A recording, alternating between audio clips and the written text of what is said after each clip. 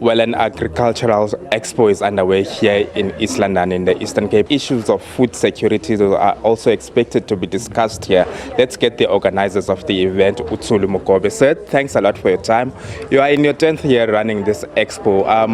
What are the positives that have come out thus far? Thank you so much for having us.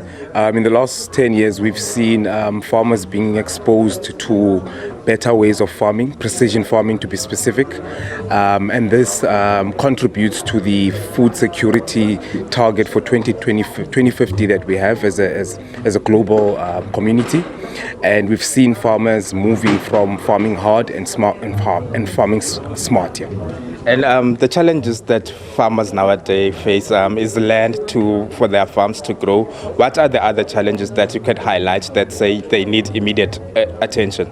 I think you've nailed the first one. Land is critical. Without the scale of land, there's no growth. But beyond that, access to market is an issue for farmers. They have the capability, but obviously sometimes the standards are not met according to the markets. But everyone needs to be given an opportunity to access those markets. So this expo allows farmers to access lesser restricted markets to build momentum and further grow from there. You often hear people from the Eastern Cape, particularly government officials, saying that the Eastern Cape agriculture is the backbone of the economy of the Eastern Cape. But where is it lacking for us to realize those fruits? I think where the lack is, the support is not consistent, and the support can be more. But over and above that, I think if you can give farmers hectares of more land to convert to commercial, that would be a good start. And exports, where are we looking, particularly here in this province? You often hear some farmers saying that there are really challenges for them to export their produce to other countries. Where are those bottlenecks there?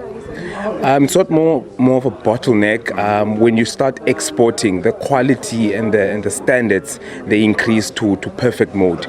So you need to start small, start as a local supplier, get into your local markets, go nationally, and that's how the momentum is built. On this two-day expo, what are the more things that can we expect from them? You can expect a lot of advice and exposure to farmers as to how to farm in a more precision way. We are mobilizing the youth of the Eastern Cape towards agro-processing because the value chain and the opportunities in agro-processing can combat the unemployment rate of the youth.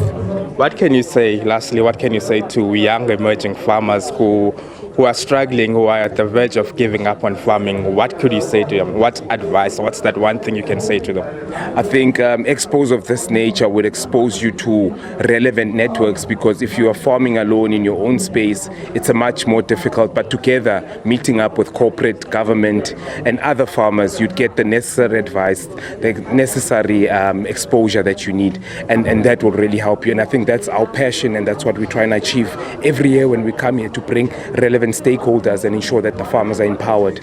Thanks a lot for your time. Thank you so much. Utsulu Mukobe, the organizer of this expo here underway in East London.